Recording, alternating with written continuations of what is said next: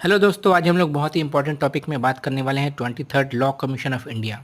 हाल ही में जस्टिस जो कि रिटायर्ड जस्टिस है दिनेश माहेश्वरी जी, उनको लॉ कमीशन का चेयरपर्सन तौर पर नियुक्त किया गया।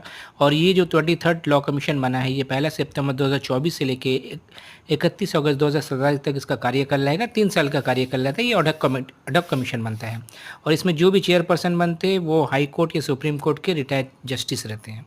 ये लॉ कमीशन ऑफ इंडिया जो है ये एक एग्जीक्यूटिव या फिर नॉन स्टैट्यूटरी बॉडी है जो कि बनता है गवर्नमेंट ऑफ इंडिया का ऑर्डर का जरिए से। डिपार्टमेंट ऑफ लीगल अफेयर्स जो कि ministry of law and justice के अंडर में आता है वही इसका नोटिफिकेशन देता है।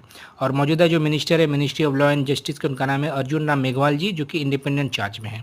अच्छा, यहाँ पर एक चीज़ मैं क्लियर कर दूँ, ये जो एग्जीक्यूटिव बॉडी या फिर नॉन स्टैट्यूटरी बॉडी होता है इसका मतलब होता है जो कि बिल का पास करके जो होता है उसको स्टैट्यूटरी बॉडी बोला जाता है। जैसे कि बिल पास हुआ अभी वक्फ एक्ट का, फिर एक्ट बना तो उसको स्टैट्यूटरी कुछ अगर बॉडी बनेगा तो स्टैट्यूटरी बॉडी बोलता है। और अगर एग्जीक्यूटिव कोई ऑर्डर यानी कि जो कि मंत्रिमंडल है वो ऑर्डर पास करके जो बनाएगा उसको एग्जीक्यूटिव बॉडी या फिर नॉन स्टैट्यूटरी बॉडी बोलता है। और एक तो कॉन्स्टिट्यूशनल बॉडी होता है, वो तो आपको पता ही है। तो लॉ कमीशन ऑफ इंडिया क्या करता है, ये रिसर्च करता है, लीगल मैटर्स को एनालाइज करता है, जो भी एग्जिस्टिंग लॉज वगैरह है उसमें कहाँ कहाँ कुछ रिफॉर्म या सुधार आ सकता है। और उस रिसर्च करने के बाद अपना जो सुझाव है वो ministry of law and justice को देता है।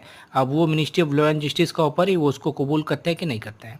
और पहली बार आज़ादी का पहले का बात किया जाए तो पहली बार 1834 में लॉ कमीशन पहली बार बनता है एज पर चार्टर एक्ट 1833। और उसके चेयरमैन थे लॉर्ड मैक्यूले, जो कि आपको पता होगा उन्होंने इंग्लिश का प्रचार प्रसार के लिए बहुत कुछ किया था।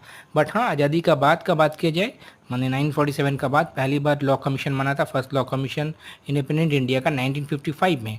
और उसमें जो चेयरपर्सन थे उनका नाम था एम एस सेटलवेड, जो कि अटॉर्नी जनरल भी रह चुके हैं और अभी तक का इतिहास का सबसे लंबा कार्यकाल वाले वो अटॉर्नी जनरल भी थे। और पिछला वाला जो था लॉ कमीशन यानी कि 22nd लॉ कमीशन, उसके जो चेयरपर्सन थे उनका नाम था ऋतुराज अवस्थी। जी हाँ, ऋतुराज गायकवाड़ नहीं, ऋतुराज अवस्थी। तो ये लॉ कमीशन से रिलेटेड बहुत ही इंपॉर्टेंट कुछ बातें थी। और ये एक्चुअली एडहॉक कमीशन बनता है, 3 साल का इसका कार्यकाल रहता है, इसको अच्छे से याद रखिएगा। अगर ये शॉर्ट आपको अच्छा लगा हो तो लाइक करें, शेयर करें, चैनल को सब्सक्राइब करें। और बहुत सारा शॉर्ट है ऐसे देखते रहिए, प्यार बांटे, खुशियाँ बांटे और ज्ञान तो ज़रूर बांटें। और हाँ, अच्छा अगर नहीं लगे तो कुछ सजेशन भी दीजिएगा।